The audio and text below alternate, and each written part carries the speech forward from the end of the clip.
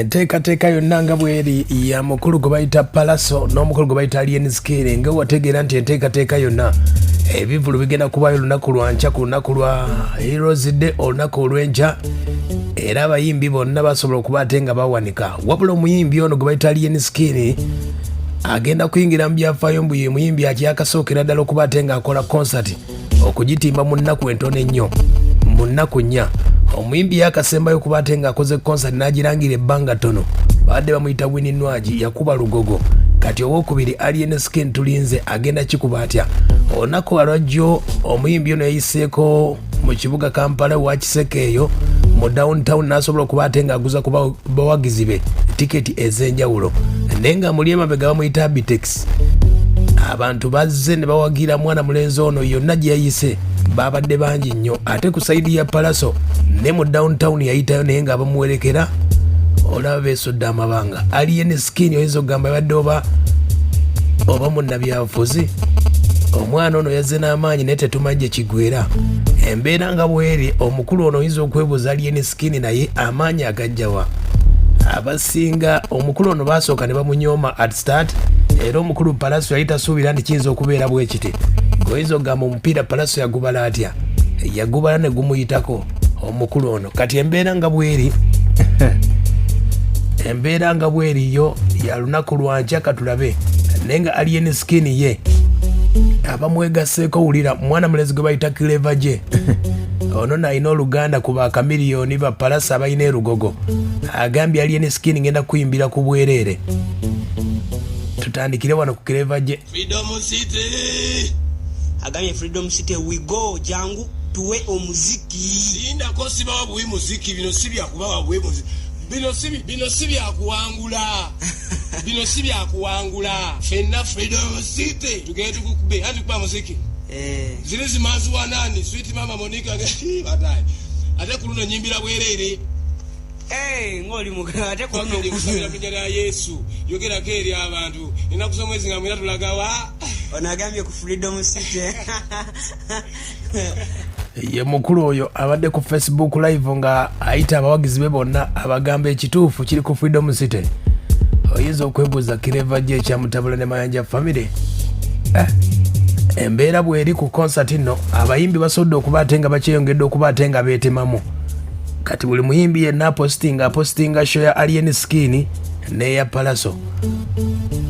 omukulu alien skin ayogedde ku kivulu nga wekigenda okutambula kuba agamba abantu bagenda kuba bangi naye enteekateeka egenda kuba bweti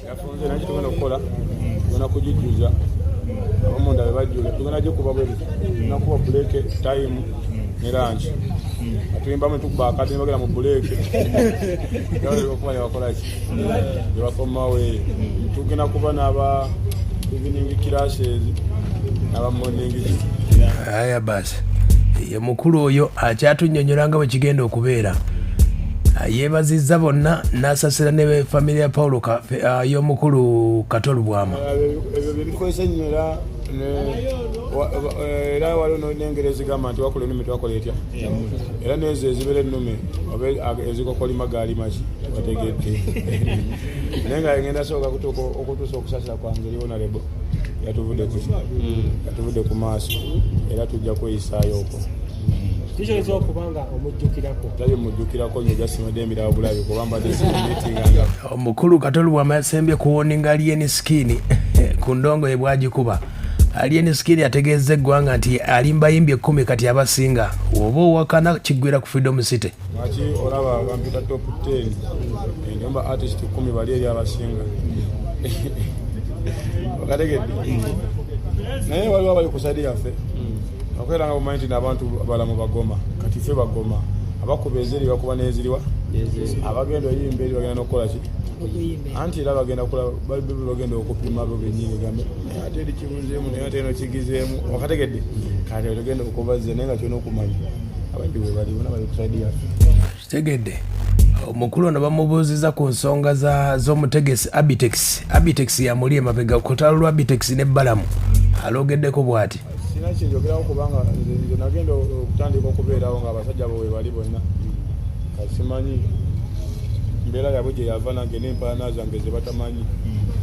byababere mu byabwe byabapromota nange mpere n'enfaanana zange ez'abayimbi bategedde ekyo sebo bebogerako ebiri mubyafaayo ababeera bikoze babeera abantu boy segera era we wali kali akayimba kagamba ifu Barack Obama can do ye Alien Skin oyo omukulu gwe bayita Balamu yakolomidde omukulu gwe bayita Bitex n'ekivulu ekyo n'ategeeza nti abawagizi bagenda ku Freedom City bagenda kubbibwa amasimu abaagala okufuna okubbibwa mugende ku Freedom City. Balamu yayogedde newulira byagambye Abitex atesemu sente tateseeko Abitex naye atesemu sente omanya Abitex bamuyita tatya Rose naye kinamusimba yajja kujjaga enkofiira yadduke erinnya ly'omuyimbi libalikoze ki libaligudde so njagala bakole bulungi kubanga Kampala eri mwaka kadde kamwaka abantu zijastinga otwagala omutawuke ofuna abantu 15 mbeera musanyufu ofuna 14 nja kubeera musanyufu so nabo bagende bakole ebyabwe naye ndowooza tebakikoze mu mutima mulungi kati nga gwe Abitex omukulembeze wandibadde nosasula abayaaye 15,000 bagende bakube palaso badisorganize ngeri hasoze kubanga akusinzira ku babyokwerinda bagamba promota omukulu omu yateekamu ssente ate ng'ekyo kintu bajja akimanyiko bagende balemese palaso kandi palaso bamuwa musime wa kabaka nti kabaka alaba atya palaso nga tanakola ki nga tanamulaba nga yetafunako mukisa gumulaba abula Balamu omuwulidde kati omukulu ono Balamu yayongeddeko n'agamba nti ekigenda okubeera ku Freedom City bagenda kubabbako amasimu. Alien Skin agambye bw'ati ogamba mbu ekivulu ky'amasimu tugenda sasulira ku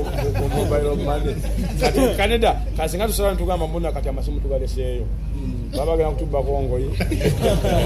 oba bagenda kutubba fefe nyini ogende tuba ku kivu ate webbewo bagezi tebagamba mbunno yagenda okubeera kagenda kuba mubbi kitegeeza kati buli mwagenda okubeera kagenda kuba muki ogenda kuba otambula ate webbeko essimu yo gigye n'ogizeero